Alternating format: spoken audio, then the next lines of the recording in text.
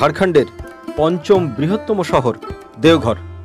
দেওঘর মানে দেবতার ঘর, যেখানে রয়েছে দ্বাদশ জ্যোতির্লিঙ্গের অন্যতম প্রসিদ্ধ জ্যোতির্লিঙ্গ, যেটি বৈদ্যনাথ ধাম নামেও বিখ্যাত। আর এখানেই রয়েছে 51টি শক্তিপীঠের একটি শক্তিপীঠ। এছাড়াও দেওঘরের প্রাকৃতিক সৌন্দর্য দর্শনের জন্য সারা বছর ট্যুরিস্টদের ভিড় লেগেই থাকে। আজ এই ভিডিওতে থাকবে দেওঘরের তেমনই কিছু বিখ্যাত দর্শনীয় স্থান, যেমন বাসুকীনাথ মন্দির, নন্দন পাহাড়, ত্রিকুট পাহাড়, তপবন, অনুকূল ঠাকুরের সৎসঙ্গ আশ্রম আর রামকৃষ্ণ মিশন।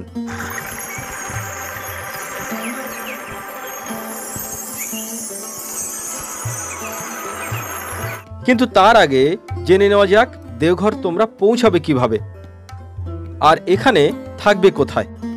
দেওঘর যাওয়ার জন্য হাওড়া থেকে অনেকগুলো ট্রেন রয়েছে, যেগুলি যোশীডি হয়ে যায়। সেরকমই কয়েকটি ট্রেনের টাইম টেবিল এবং ভাড়া স্ক্রিনে দিয়ে দিলাম। দেওঘরে থাকার জন্য মন্দিরের আশেপাশে প্রচুর হোটেল রয়েছে। আমি মন্দিরের একদম কাছে বেশ কয়েকটি হোটেল দেখালাম ফোন নাম্বার সহ, যেগুলো রুম ভাড়া অনেক কম। যোশীডি স্টেশনে নামার পর 1 নম্বর প্ল্যাটফর্ম থেকে বাইরে এসে অটো ধরে চলে এসো মন্দিরের কাছে, জলসার রোড। তারপর হোটেল নেওয়ার পালা। অটো ভাড়া নেবে শেয়ারে 30 টাকা, রিজার্ভ করলে 150 থেকে 200 টাকা। সময় লাগবে 30 মিনিট। প্রথম যে হোটেলটি দেখাবো এটি হোটেল নারায়ণ প্লাজা। এই হোটেলে নিজস্ব রেস্টুরেন্ট রয়েছে, রুমেও খাওয়ার সার্ভিস দেওয়া হয়। এই হোটেলে লিফটেরও ব্যবস্থা রয়েছে। এটি হলো 2 বেডের রুম, এসি নন এসি দুভাবেও এটি ব্যবহার করা যেতে পারে। টয়লেট বাথরুম পরিষ্কার পরিচ্ছন্ন রয়েছে, আর এটির ভাড়া হলো 800 থেকে 1000 টাকা। এখানে 4 বেডের রুম পাওয়া যায়, যার ভাড়া 1500 টাকা। তো 4 জন গ্রুপে থাকলে পার হেড ভাড়া কিন্তু অনেক কমই পড়বে। এটি হলো হোটেল জগদম্বা ইন, ডাবল বেডের রুম। এটি নন এসির ভাড়া 800 টাকা, এসির ভাড়া 1200 টাকা। বাথরুম পরিষ্কার পরিচ্ছন্ন রয়েছে, গিজার, কুমোড, শাওয়ার সবই রয়েছে। এদেরও নিজস্ব রেস্টুরেন্ট রয়েছে। হোটেল সরিতা, হোটেলটি পরিষ্কার পরিচ্ছন্ন রয়েছে। ডাবল বেডের এই রুমটার ভাড়া 672 টাকা, নন এসি। টয়লেট পরিষ্কার আছে, কুমোট রয়েছে, কিন্তু গিজার নেই। হোটেল ভরদ্বাজ, হোটেলটি পরিষ্কার পরিচ্ছন্ন রয়েছে। ডবল বেডের এই রুমটার ভাড়া 700 টাকা, নন এসি। টয়লেট পরিষ্কার পরিচ্ছন্ন রয়েছে, কিন্তু এই টয়লেটে কোনো গিজার নেই। হোটেল মীরা প্যালেস, খুব ভালো হোটেল এটি। যারা প্রাইভেট গাড়ি নিয়ে আসবে তাদের জন্য পার্কিংয়ের ব্যবস্থা রয়েছে। যে রুমটা দেখছি এটি 4 বেডের বেশ বড় রুম। এই রুমের ভাড়া নন এসি 1200 টাকা, আর ডবল বেড 700 টাকা। বাথরুমে গিজার, শাওয়ার, বেসিন, ওয়েস্টার্ন কুমোড সবই রয়েছে এবং বেশ পরিষ্কার পরিচ্ছন্ন রয়েছে। হোটেল সারদা ইন, এই হোটেলটি একটু কস্টলি। যারা দামি হোটেল খোঁজেন এটা তাদের জন্য। এই হোটেলে লিফট রয়েছে। আমি এই হোটেলের ডাবল বেডের রুমটা দেখালাম। এই রুমের ভাড়া 2474 টাকা, নন এসি। বেশ বড় বেড, সোফা রয়েছে, আলমারি আছে, চেয়ার, টেবিল, টিভি, এসি সবই রয়েছে। এদের বাথরুমটাও বেশ পরিষ্কার। গিজার রয়েছে, শাওয়ার, কোমোড, বেসিন, আয়না সব কিছুই রয়েছে। এই হোটেলের নিজস্ব কিচেন রয়েছে এবং বেশ বড়। ফুললি ডেকোরেটেড এসি রেস্টুরেন্ট রয়েছে। এখানে খাওয়ার কোনো অসুবিধা হবে না। যে হোটেলগুলো তোমাদের দেখালাম সেটা একদম এই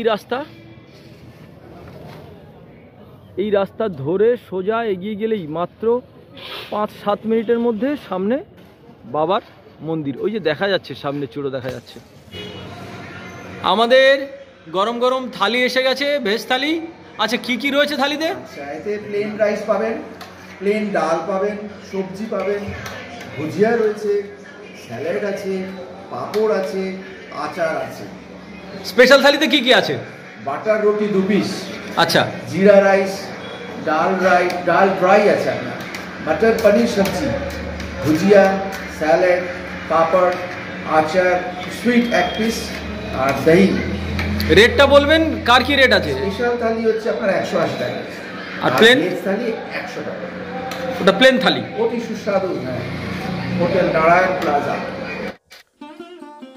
সকালের খাবার খেয়ে আমরা বেরিয়ে পড়েছি বাসুকীনাথের উদ্দেশ্যে।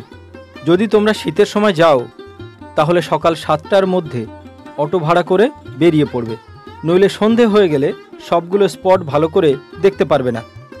বাসুকীনাথ, ত্রিকুট পাহাড়, তপবন, নওলাক্ষা মন্দির এই সবগুলো নিয়ে আমাদের অটো ভাড়া পড়ল 1200 টাকা।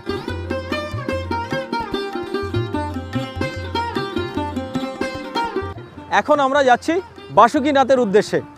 বাসুকীনাথ দর্শন করে আর বাকি যতগুলো দর্শনীয় স্থান ওখানে আছে সেগুলো আমরা দেখব। তো আজকে পুরো দিনের কি দেখছি, কোথায় কোথায় যাচ্ছি সেগুলো সবই তোমাদের সামনে কিন্তু নিয়ে আসবো। তোমরা আমাদের সাথে থাকো।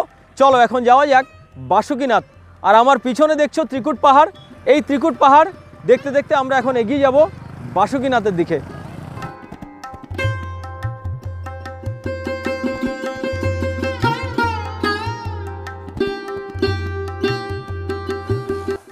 অটোতে জুতো রেখে আমরা বাসুকীনাথ মন্দিরে প্রবেশ করলাম। বৈদ্যনাথ ধামের আদলে বানানো এই মন্দির খুব জাগ্রত। কথিত আছে বৈদ্যনাথ ধামে পুজো দেওয়ার পর বাসুকীনাথে পুজো না দিলে সেই পুজো নাকি পূর্ণতা পায় না।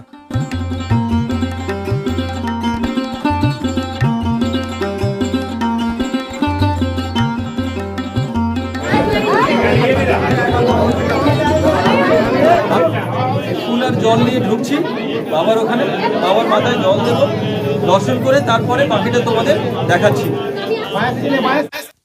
এই হলো মূল মন্দিরের প্রবেশদ্বার। ভিতরে ক্যামেরা নিষেধ। খুব ভালোভাবেই শিবলিঙ্গ দর্শন করে পূজা দিয়ে বেরিয়ে এলাম। মন্দিরের বাইরে রয়েছে নন্দী মহারাজ। কপালে তিলক লাগিয়ে সর্বমনস্কামনা তার কানে কানে বলে আসতে হবে।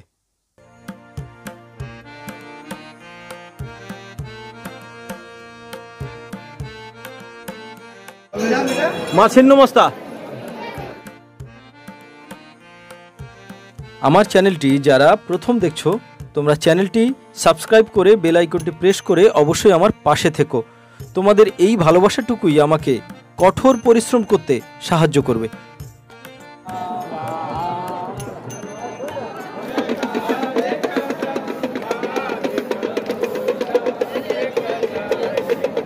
बोल बम बोल बम बोल बम, এটাই বাসুকীনাথ ধামের জয়ধ্বনি।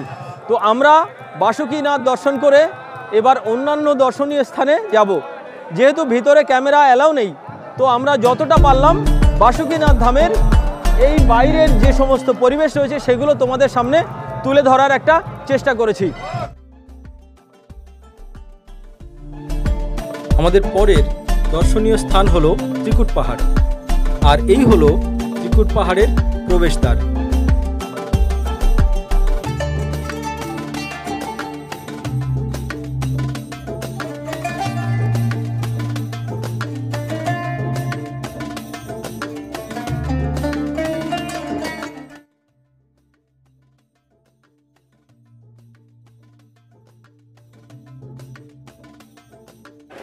বাসুকীনাথ দর্শন করার পর আমরা সবাই মিলে এখন যাচ্ছি ত্রিকুট পাহাড় দর্শনের জন্য। উপরে কি আছে জানি না, চলো যাওয়া যাক ত্রিকুট পাহাড়।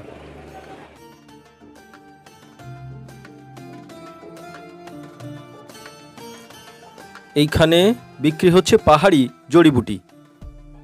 আর এইখানে বিক্রি হচ্ছে স্কন্দমূল। রামচন্দ্র 14 বছর বনবাসে থাকাকালীন নাকি এই স্কন্দমূল খেয়েছিলেন। क्या रेट है इसका? 20 का 4 पीस है।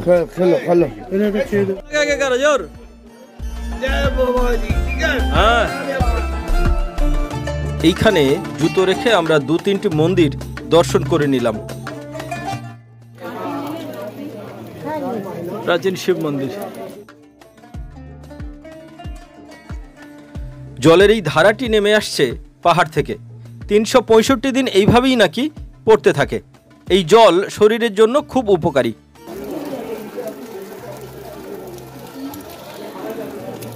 বিসলারি ওয়াটার কিনলে ফেল আছে এর কাছে জড়িবুটির জল। এত সুন্দর ফিল্টার ওয়াটার আর হয় না।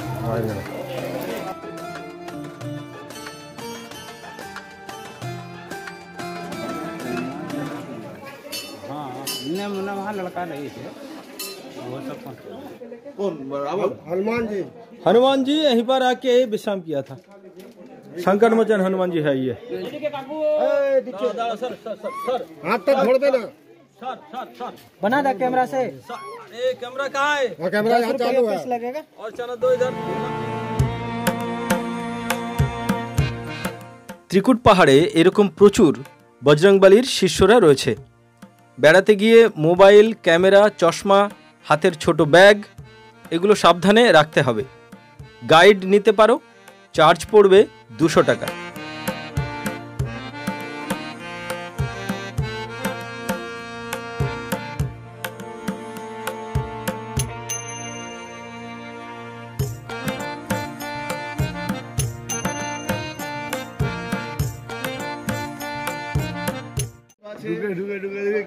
অজগর সাপের মতো দেখতে এটা, সবাই বলে এটা একটা অজগর সাপ। ত্রিকুট পাহাড় মূলত সাধু সন্তদের সাধনা স্থল। এই পাহাড়ের 3টি চূড়া রয়েছে, ব্রহ্মা, বিষ্ণু, মহেশ্বর নামে পরিচিত। 3টি চূড়ার মধ্যে মাত্র একটি চূড়া পর্যটকদের জন্য খোলা থাকে। এখানে আগে রোপওয়ে ছিল, দুর্ঘটনার কারণে এখন সেটি বন্ধ আছে। এই আশ্রমটি হল ত্রিকুটাচল আশ্রম। এখানে 42 বছর সাধনা করে সিদ্ধিলাভ করেছিলেন স্বামী সম্পদানন্দ মহারাজ।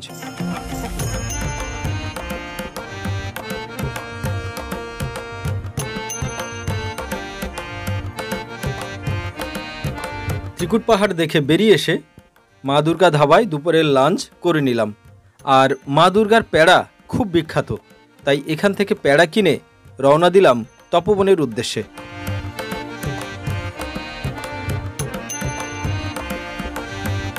ত্রিকুট পাহাড় দর্শন করার পরে আমরা এখন আসলাম তপবন দেখতে।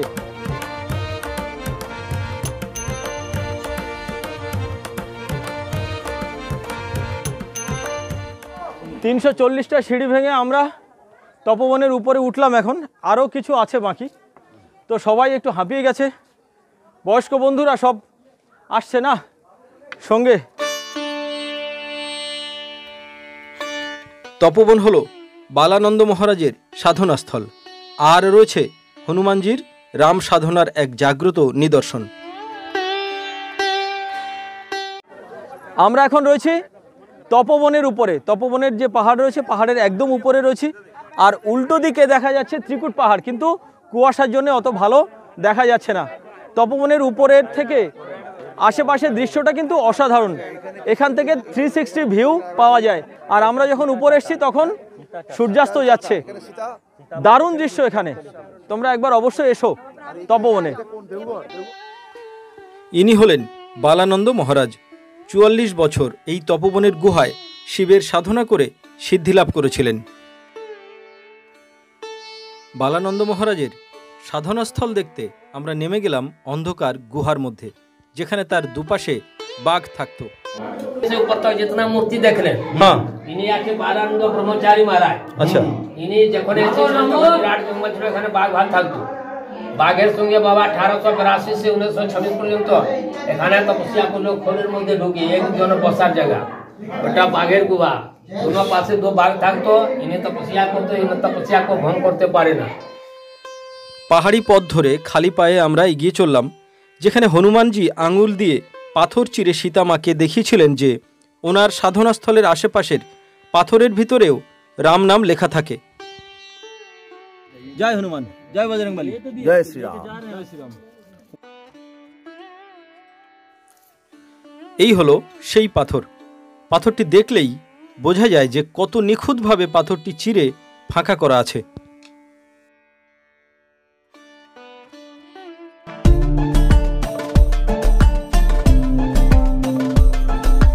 আমাদের এবারের দর্শনীয় স্থান হল নন্দন পাহাড়। নন্দন পাহাড়ের নান্দনিক শোভা অপূর্ব। মূলত এটি একটি পার্ক। এখানকার প্রবেশ মূল্য 10 টাকা। পার্কে ঢুকেই চোখে পড়বে বিরাট বড় নন্দী মহারাজের মূর্তি। একটু এগিয়ে আসলেই ধ্যানরত শিবের মূর্তি দেখতে পাবে। এখানে বাচ্চারা আসলে খুব আনন্দ পাবে। পুরো পার্কে বাচ্চাদের খেলার জন্য রয়েছে অনেক অ্যাক্টিভিটিস।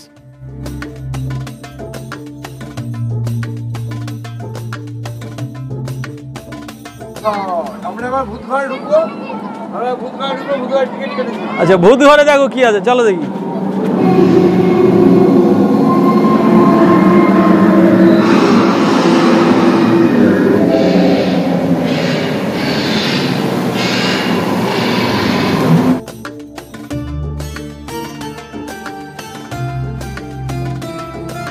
নন্দন পাহাড়ের উপরে কিছু মন্দির রয়েছে, শিব মন্দির, কালী মন্দির, শেরাওয়ালি মন্দির, কিন্তু আমি এই প্রথম দেখলাম ভগবান চিত্রগুপ্তের মন্দির।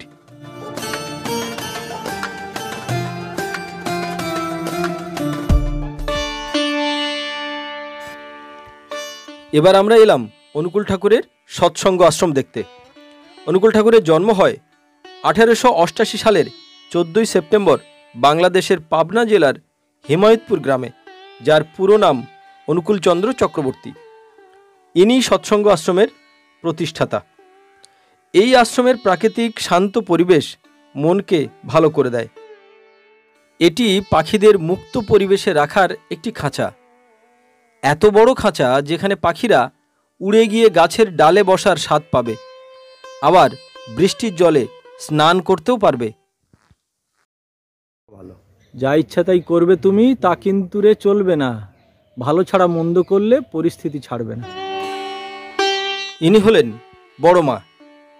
আর এখন আমরা দেখছি অনুকূল ঠাকুরের সংগ্রহশালা, যেখানে ঠাকুরের ব্যবহৃত সমস্ত জিনিসপত্র রাখা আছে, এমনকি ঠাকুরের চুল, নখ সবই রাখা আছে।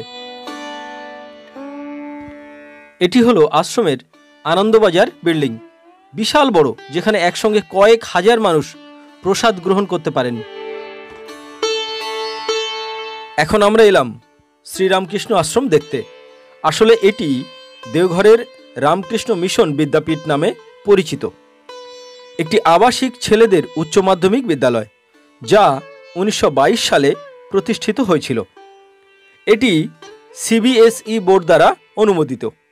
1920 সালে 10ম শ্রেণীর পরীক্ষায় গড় স্কোরের ভিত্তিতে এই স্কুল ভারতের সমস্ত সিবিএসই স্কুলের মধ্যে প্রথম স্থান অধিকার করে। এটি রামকৃষ্ণ মিশনের প্রাচীনতম প্রতিষ্ঠান এবং স্বামী বিবেকানন্দের সহোদর শিষ্যরা এখানে আসতেন। স্বামী জয়ন্তানন্দ বর্তমান সচিব এবং স্বামী দিব্যসুধানন্দ বর্তমান অধ্যক্ষ। আজ তবে এই পর্যন্ত। দেখা হচ্ছে পরের অন্য কোনো ভিডিওতে। তোমরা সবাই খুব ভালো থেকো। হর হর মহাদেব।